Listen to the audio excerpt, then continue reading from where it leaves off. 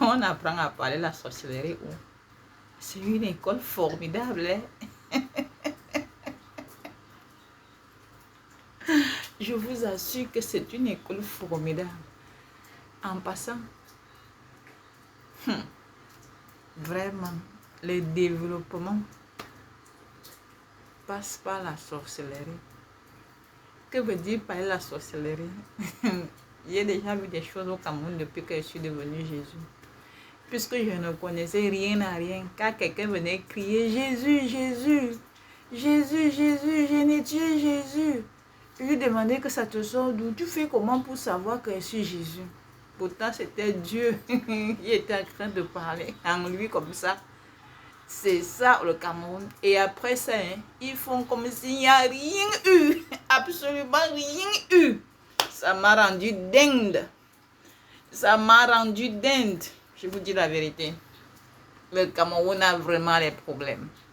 Imaginez cet instant qu'on a eu un mariage dans la famille. Je suis allée au mariage avec une de mes belles sœurs. Je me disais que c'est elle qui devait me ramener. Au retour, après le mariage à la mairie,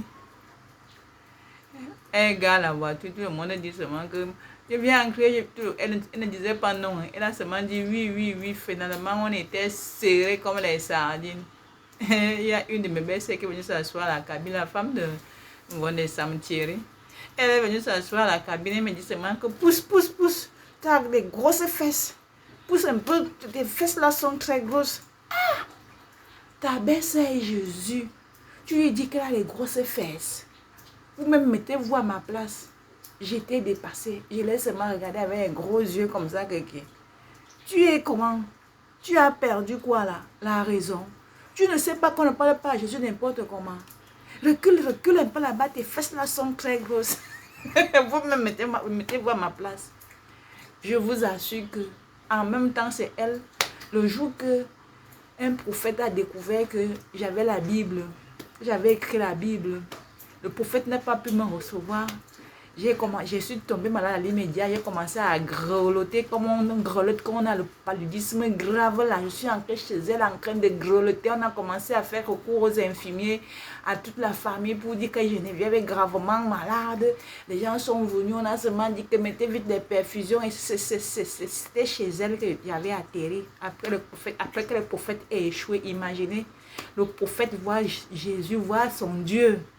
Et il échoue, c'est-à-dire qu'il ne parvient pas à m'accueillir et je pars dans la famille charnelle. Et c'est chez elle que j'ai passé la nuit et c'est elle qui m'a dit que voilà la chambre, va te coucher là-bas. Et j'avais dit à tout le monde, ne tentez pas de me tuer, je ne suis pas malade.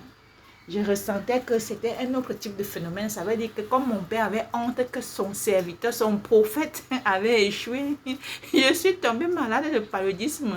Alors je vous ai déjà dit que le paludisme, ce n'est pas le moustique. Vous ne pouvez plus comprendre. C'est pour ça qu'on va tout revoir. Bref, il n'y a qu'une Française ces derniers temps parmi mes belles-sœurs. Une Française, elle a épousé un Camerounais. Il faut voir ce qu'elle fait à Facebook, TikTok. De ces belles publications pour faire la promotion du Cameroun, de la promotion du pays où elle est allée en mariage, la promotion du Cameroun en un mot. Oh, franchement, dit, elle s'en sort. Je ne sais pas pourquoi mes belles-sœurs noires n'arrivent pas à faire la promotion de Jésus, leurs belles-sœurs. C'est terrible, hein? Vraiment, réveillez-vous. Et vous, alors, il faut venir que je vous forme. Je ne suis pas incapable de vous former quand même. Oh, mes BS, je ne suis pas incapable de vous former. Donc, franchement, dit, il faut vous arrimer. Hein. Vous devez être utile. C'est comment?